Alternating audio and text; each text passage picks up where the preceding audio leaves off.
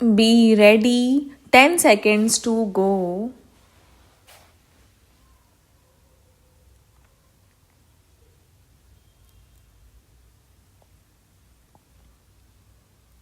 Start. Provision of efficient and world class infrastructure is critical for our growth aspirations. A key issue that bears repetition is the imposition of appropriate user charges necessary to provide adequate returns on investment.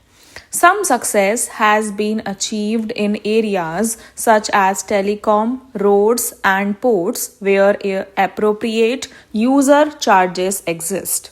With the tariff rationalization and other bold measures introduced by my colleague, the Minister of Railways, we can expect the railways to serve well the key transportation needs of the country in the years to come.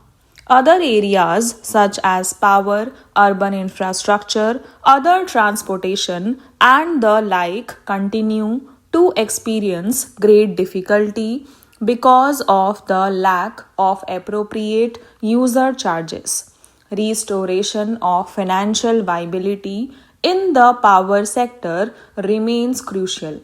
The average rate of return for all SEBs is about minus 40%, and their combined losses continue to increase. Hence, this is one of the foremost challenges not only in the power sector but also for the fiscal health of the state governments and the overall performance of the economy. In recognition of these severe problems, the Prime Minister held a meeting with state chief ministers on March 3, 2001. While broadly agreeing with the desirability of power sector reforms to achieve commercial viability of state electricity boards, the conference placed special emphasis on distribution reforms and elimination of theft of electricity.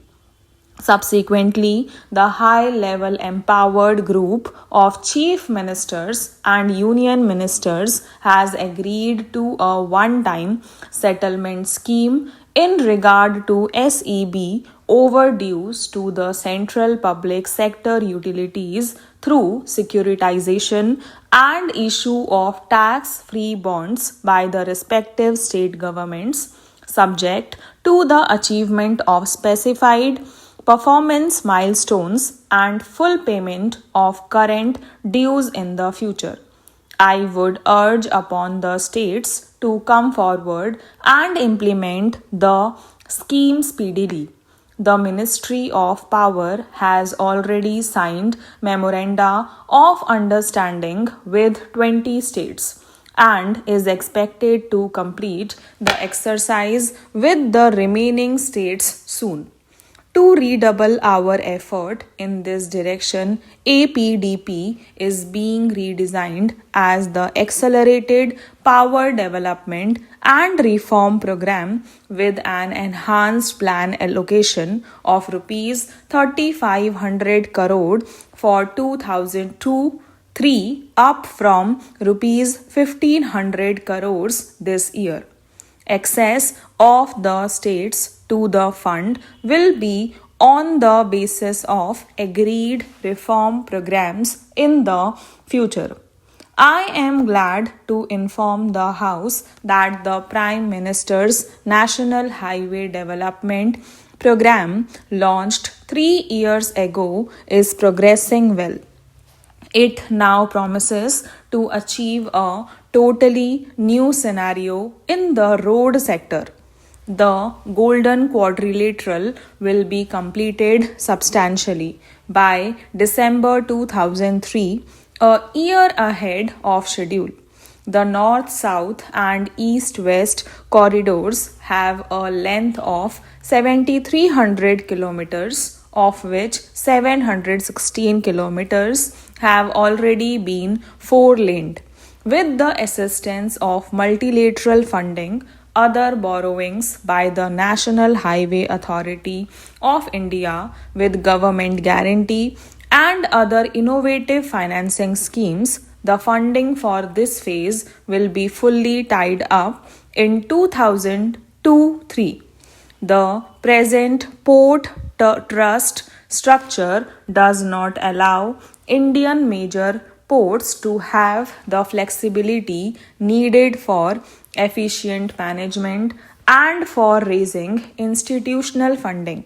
It is therefore proposed to corporatize major ports in a phased manner. Private sector investments have been facilitated and 17 projects worth more than rupees 4500 crore have already been approved and another 8 projects worth more than rupees 3200 crore are under consideration.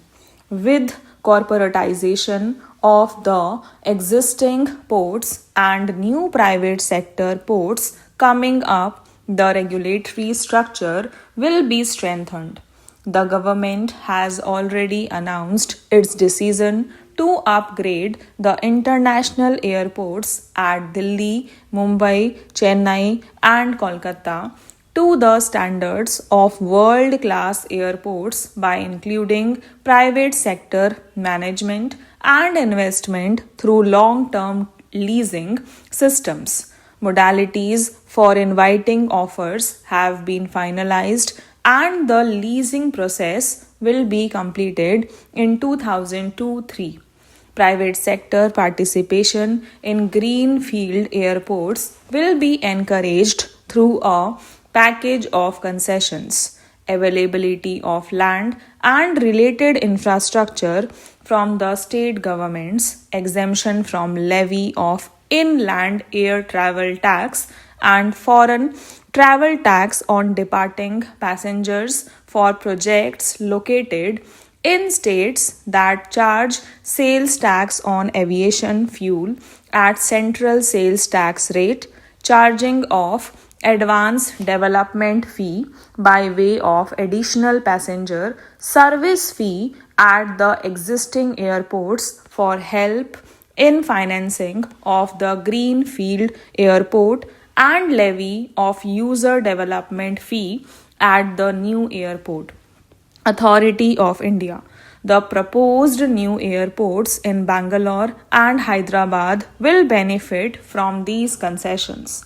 The 2001 census shows that the urban population in India is now about 285 million, greater than the total population of the United States.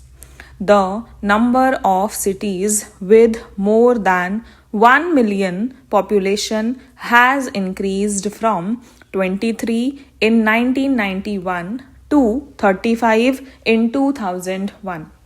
We are aware of the sad plight of most of our towns and cities as such. Stop